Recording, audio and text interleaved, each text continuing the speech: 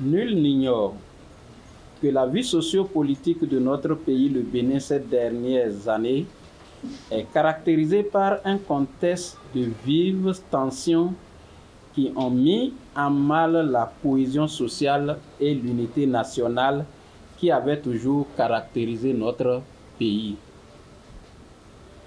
Des conséquences de ce contexte, il résulte l'arrestation de plusieurs militants de l'opposition et de certaines personnalités de premier rang, notamment Mme Rekia Madougou et Joël Aïvo, qui croupissent toujours en prison.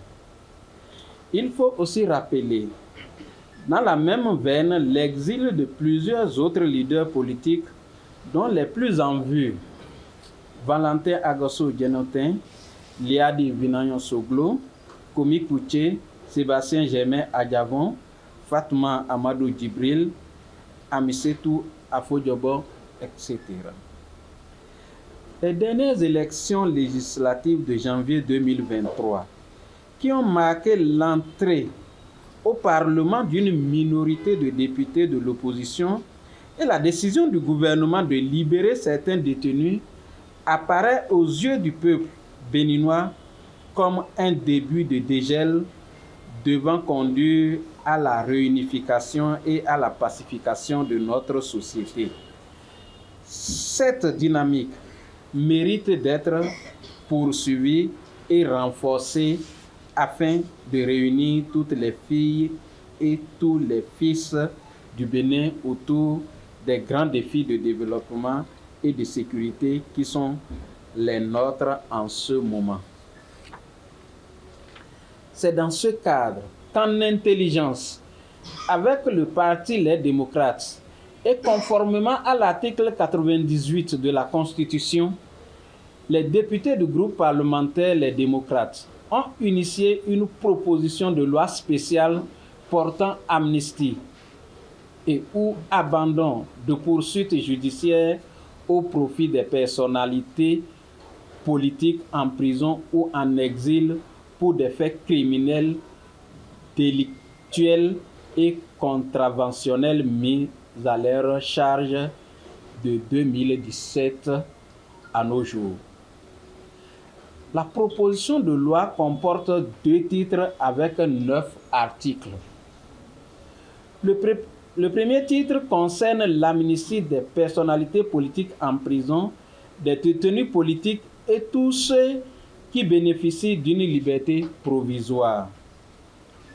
Le deuxième titre a pour objet l'amnistie ou l'abandon de poursuites judiciaires à l'encontre de personnalités politiques béninoises vivant en exil.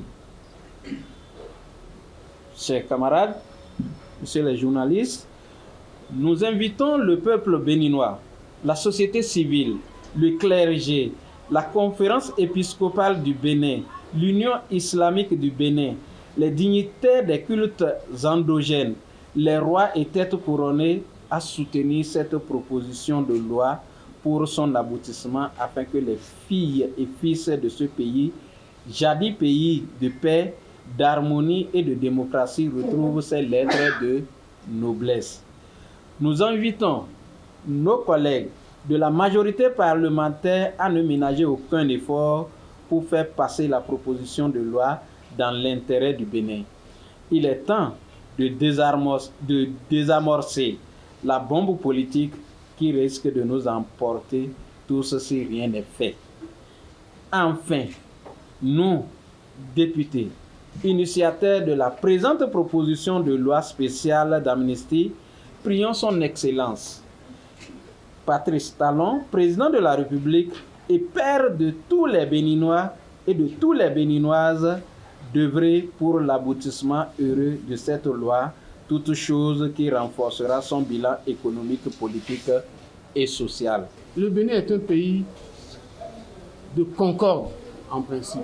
Nous savons nous pardonner, nous savons nous écouter, nous savons discuter, nous savons dialoguer.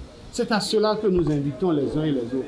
Et cette proposition de loi est un instrument déclencheur de cette discussion pour que cette cohésion sociale prenne corps. Voilà nos garanties. nous avons la garantie que nous appartenons à un pays de concorde, à un pays de cohésion, et que nos camarades ne resteront pas sourds aux cris de détresse de ceux qui souhaitent, de toute la population qui souhaite que nos prisons soient vidées des détenus politiques, que nos camarades et nos frères, nos parents qui sont en exil reviennent pour contribuer à la construction de notre pays.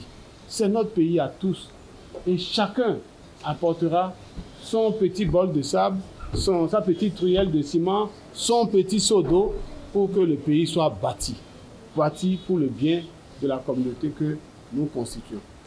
Nous restons persuadés que nos collègues ne resteront pas sourds à l'appel de la population béninoise que nous représentons. C'est cette confiance que nous avons, c'est cette foi que nous avons qui nous anime et qui nous amène à faire cette proposition de loi. Nous restons aussi en prière.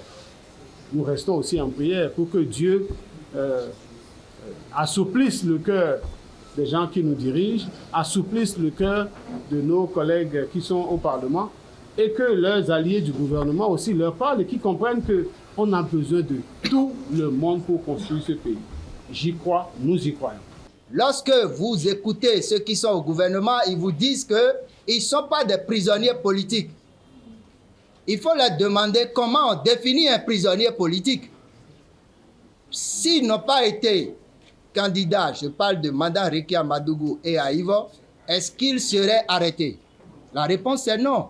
Ils ont été arrêtés dans l'exercice de quelle activité? De l'activité politique. Et donc ce sont des prisonniers politiques. Alors qu'en démocratie, il ne doit pas avoir de prisonniers politiques. La Constitution garantit la liberté d'opinion, la liberté d'expression, la liberté de participer à la gestion de la chose publique. Donc ce sont des prisonniers politiques. Madame Rekia Madougou, ce n'est pas parce qu'elle est en prison qu'elle ne peut pas exprimer son opinion. Pas du tout. Même si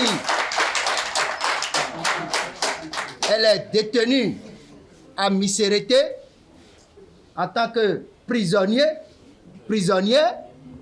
elle a des droits. Et l'arrêt qui a été rendu par la Criette ne la prive pas de ses droits, ne la prive pas de la liberté d'opinion. Elle a le droit d'exprimer son opinion sur les préoccupations politiques au niveau national.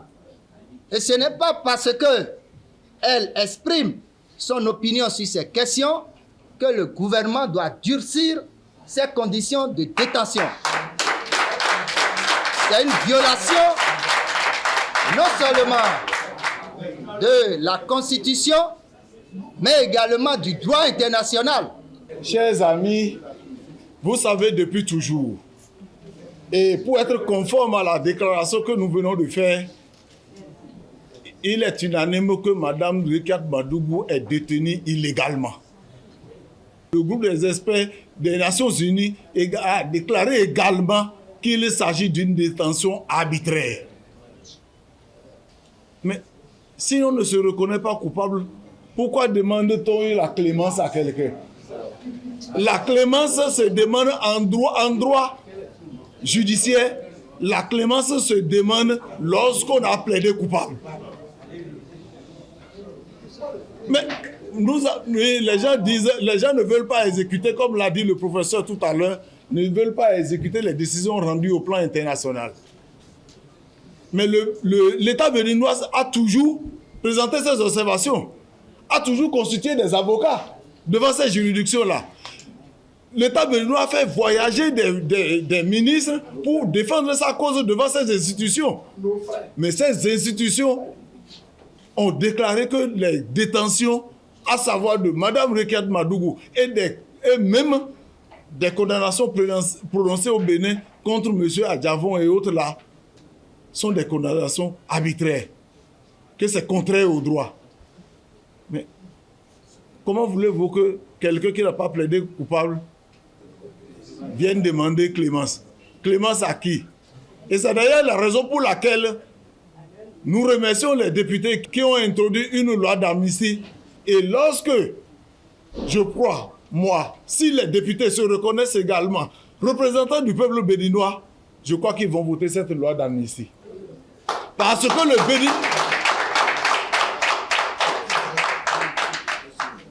que le peuple béninois veut la libération de ces personnes-là. Que le gouvernement lance aujourd'hui une enquête d'opinion, vous allez constater qu'on n'aura même pas 3% de personnes qui vont s'opposer à la libération de ces personnes-là. Et si les députés se reconnaissent comme nos représentants, ils doivent voter à l'unanimité cette loi d'amnistie. Je vous remercie.